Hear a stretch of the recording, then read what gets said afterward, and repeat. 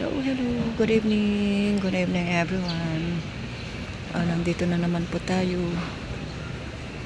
Nandito naman po tayo sa second floor.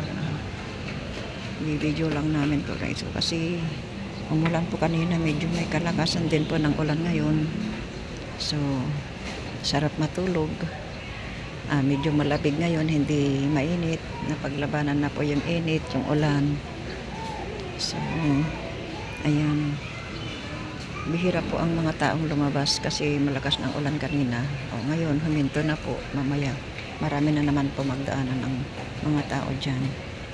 So, thank you Lord at naulan naman dito sa Calamba, Laguna.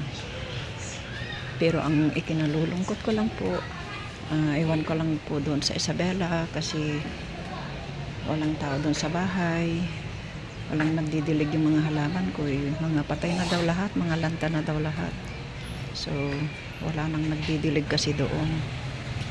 Pagdating ko siguro doon, naku, wala na, mga patay na lahat ng mga tanim ko doon.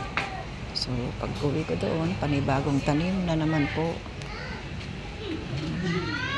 Ayan.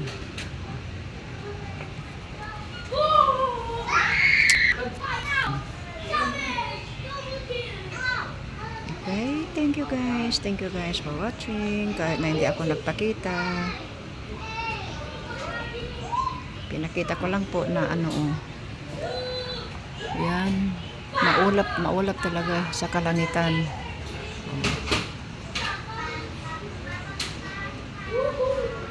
Thank you guys for watching.